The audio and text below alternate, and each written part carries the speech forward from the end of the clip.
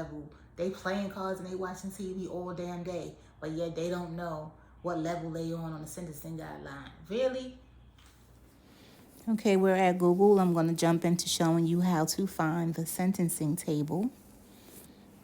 All you would do is just type it in.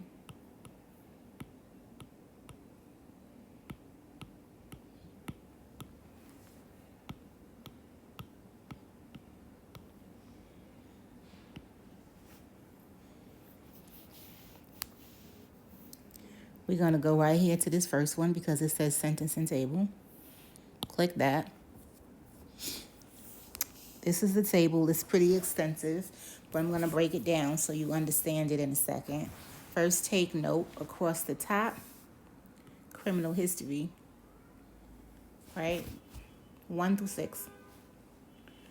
And then your offense level comes all the way down to 43. It would be nice if you could land someplace in zone A, B, or C, because this amount of months that you wind up getting in these zones is not really a lot of time. It's pretty doable. And keep in mind, you wouldn't do 100% of that time. I think you do 85%. But I remember last year when I was in there, we were waiting for the First Step Act to pass. I'm not sure if that bill passed yet or not, but if it did, I believe now you do 65%. And this dash that's in between 4 months to 10 months, all of these numbers represent months, right? Not years. So this is 4 months to 10 months. This is 6 months to 12 months. It's at the judge's discretion to give you the lower end of the sentence, 6 months, or the higher end, 12 months. And sometimes the prosecutor will weigh in on that. In my situation, I was fortunate. The prosecutor suggested I have the lower end of the sentencing. So that put me in a good position for the judge to just go with what he said. You know, she could, at her own discretion, have went higher. There really wasn't a call for her to do that. Okay, so let me go now and show you what makes up the category history, the category 1 through 6, your previous criminal history. So I'm going to go to this next page now that I already found and have saved. Okay, so this is how they determine. They add points for every incident. So, for example, assign 3 points for each prior sentence of a year and 1 month. That's 13 months. So if you had a prior charge and you did over a year for it, then you'll get this 3-point bump. I got this 2-point bump for each previous sentence of 60 days to 13 months because I had a charge in 2005 and it took me, I had to wait 93 days in order for my bail to go down. My bail was really high. No one could afford to get me out. So after 93 days, it finally dropped. And then I went to court a year later, and the judge said time served. So by her saying time served, it meant that I was essentially sentenced for 93 days. So I was above this 60-day mark. I got this 2-point bump. Notice that you will get 2 points if the current offense was committed within 2 years of completing a previous sentence, right? So while you commit this current crime, if you happen to have been like on probation, if you was on probation, here it says it, you would get probation or parole, you get 2 points. If you wasn't on parole or probation, but it still was within the last 2 years of your last offense, you still get 2 points extra. So you see how this could add up, right? So let's just say you somewhere in here. let's say category 2. Let's say you had 2 points. Category 2, 2 points. You just so happen to maybe have a prior, and you get this 3-point bump because your prior that you had landed you in jail for over a year. Okay, so let's go back up and look. If you was here on 2 and you got a 3-point bump, now all of a sudden you be in category 3 and you could be at point number 5. And let's say you got another 2-point bump because let's say you were on probation from that charge, that prior charge, and it was within 2 years of you committing the offense. So now you got 2 more points that put you at a 7. That lands you in category 4. That's how easy that could happen. So now the months that you serve will be more, right? So let's go down. Let's say we're going to figure out offense level in a minute, but let's just pick an offense, right? Let's say you're at 10. Notice how if you was on 2 still and you come down to 10, and category 2 puts you at between 8 and 14 months. And you could do 8 or you could do closer to 14. But now let's keep you on this category 10, but let's bring you across to level category 4. You see how much that changes? So now you went from 8 to 14 to 15 to 21 months.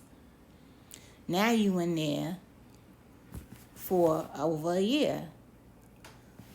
Close to 2 years, it depends. So this matters a lot. Like, you really want to understand this category level. And the book I'm telling you about has this sentencing table, and it explains in detail more than what I'm explaining. But now I'm going to go someplace else where you could figure out how the offense levels add up. And keep in mind, the offense levels, it depends on what your case is about. If it's white-collar crime, these numbers here on the left in this category, it's all about money. It's all about how much is the loss that was incurred from the crime. The more the dollar amount, the further down on this list you're going to land. And if it's a drug case, I think I want to say it goes by how much drugs was involved. And if anybody was hurt, killed, or it goes by that. And also victims. How many victims? Because then once they figure out a loss amount, then they will multiply the loss by how many victims was involved. And then that puts your loss level more further down the list as well. Okay, so let me go to another page now.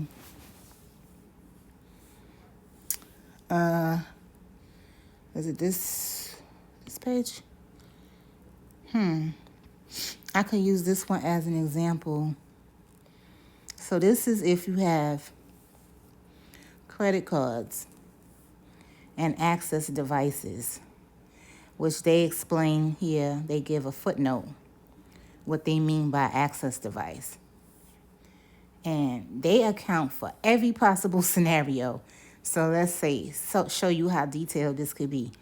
It says, a defendant in possession of credit card numbers, whether they are actually on cards or simply on a list, having been used or not, will be responsible for each one as a separate access device.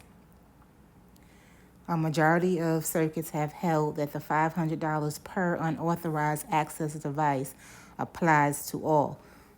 So they're going to give you, say you got a list of 20 cards, or numbers rather, information basically on a piece of paper.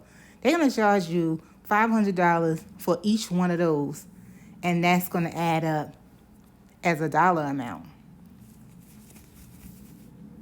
They have something for government benefits. They have something for every category you could possibly come up with. Ponzi and other fraudulent schemes. So they gonna figure out a dollar amount to put to the crime. That's not the page I was gonna go to though. Let me see. This is for offense level. So if your crime is 6,500 or less, they don't give you an increase at all. Every crime that you have is gonna land you someplace has an offense level attached to it. So you could start off at a 4, right? That's really low. Let's say you start off at a 4. Then they go through mitigating circumstances, and they have enhancements, they do different things. Let's say you wind up with a loss of $100,000, right? More than 95,000, you would add 8 points. Now mine was about 400,000. 400 will put you right in here. So I got 12 points added. So now let's go back. Let's see if you add 8. If you have 8, and let's see if you add 12, what that does to you. Okay. So I said category 4 for an example, right? Not category, offense level 4. Then I said you would get added 8 points because of the dollar amount. So that would land you at 12. 12, and then you figure out this category situation. So if you were, for the prior example, started off in 2, that would put you at 12 to 18 months. But then you got enhanced to 4 because you had priors. That would put you here at 21 to 27 months. Now keep in mind, you could get points deducted as well. So for me, I got 2 points deducted. You could get 2 points deducted if you just accept responsibility. So you start here at 12 now, and it will bring you back down to 10 just because you said, I accept responsibility. That's a big difference too, because at 12 in category 2, you was at 12 to 18 months. Now you jump down to 8 to 14. See how that works? And everything is negotiable. Remember I said that? So for me, I had wound up on 22. I want to say 22, yeah. And then I think my category level, see, I didn't know how to calculate the category level. So in my mind, I wasn't sure if my priors were going to be counted, because at first I was thinking, are they just federal cases? Like if this is your first federal case, do they count state cases as a prior? I wasn't sure. And then I had a charge that was like 20 years prior, so I wasn't sure how far back it goes. I had thought I read that it went back 10 years or something like that. I didn't think they would be counting a charge from 20 years prior. So I wasn't quite sure what category I was going to land on. But luckily for me, like I said, everything is negotiable.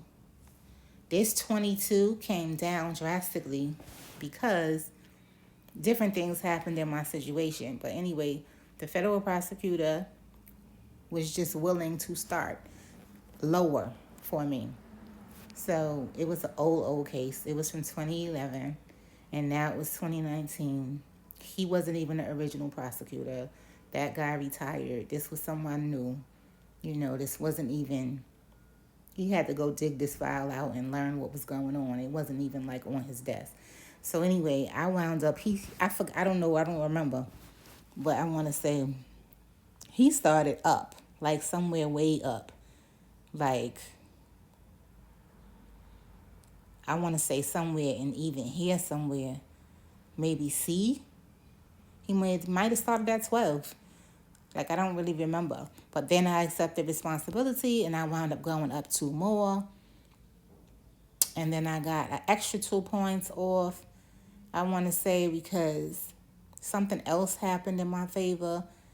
And maybe I wound up here on 8. And then because of that, my category level, I think, was 3. It was like 6 to 12 months. And then they said, you could, the prosecutor recommended I go get the lower end of the sentence, not the higher end. And the judge agreed. So I had already been in there 6 months by the time this particular sentencing date came around for me. So I got the 6 months and I got time served and I got out the same day. But I didn't know what was going to happen until that very moment. And even after it happened, it really took me like a minute and a half to understand that I was getting out that day, that I was being let go from court, and that I wasn't going back to the jail. I didn't even process that right away because it was so unexpected. So anyway, that's how the table works. Let me see. Something else I wanted to show you. Oh, it's in my pictures. Hold on. So this is a picture, a screenshot from the book. This shows that if money is recuperated, right? Like I said, remember I said in the video they will seize everything that you have. So if they recuperate money and property, then they will deduct it from the amount of your loss. So the judge must reduce the amount of loss by the amount of any money returned by the accused, as well as the value of any property. And then down here, for collateral, same thing. If you put up collateral as part of your agreement to get out on bail, which you might not even have to do that. You really just probably need a signature, but for some reason this is here for collateral. So it says that the guidelines state the loss is to be reduced by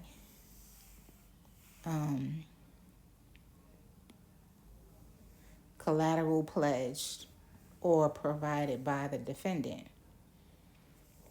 So those two things can reduce your loss dramatically. And then this is in the book too, immigration and deportation. And they give you like examples, and they give you, true stories are mixed in, as well as examples to give you an idea of how things really go in real world time. So an immigration officer comes to see you while you're in jail. You are not required to help him make a case against you. So here are some of the questions that he would likely ask you. And these sound like, regular questions. If you're under arrest, you would probably answer these questions because you would feel like you have to, but you don't have to. If you hesitate to answer these questions, the agent will tell you that he is just trying to establish that he has the right person. But you should not answer his questions. Once you do, you have already provided him with evidence that you were not born in the U.S. and you have relieved the Immigration Service of its obligation to prove that fact. The best thing you can do is politely say, yes, my name is so-and-so. That's all I have to say.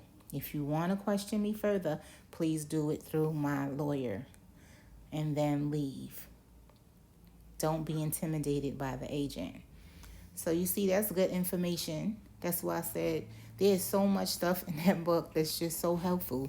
You wouldn't know it unless, you're not going to even be in the right state of mind to think things through. You'll be in panic mode, but you can't panic. You have to you need a clear head, and you need to be able to think logically, not emotionally. And then this is another chart. This is in that book too. This is kind of confusing. This is for a drug case, but notice how, let's just say there was cocaine involved, right? Over here, how much? 100 grams, 5 kilograms, 500 grams, and then you follow this chart all the way across, and you see where the X's land, and then follow it this way, and you see how much time.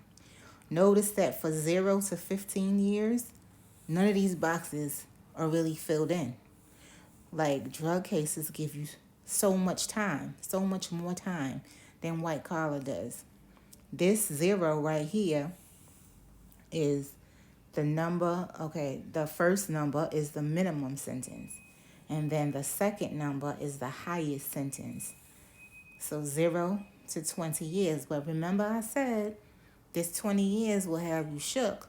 But you can really fall anywhere, way below the 20. But this basically depends on what they caught you with.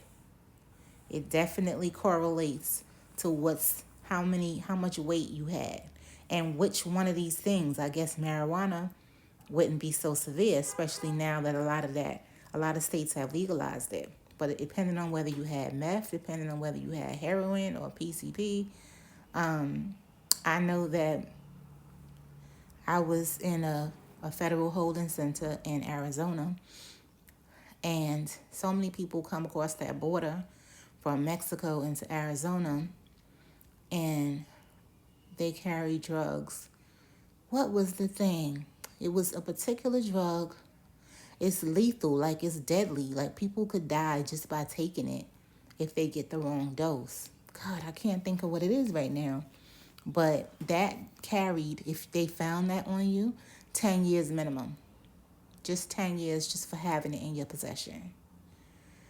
I can't think of what it is. But anyway, I'm going to put a picture of the book. I'm going to put a link below as well.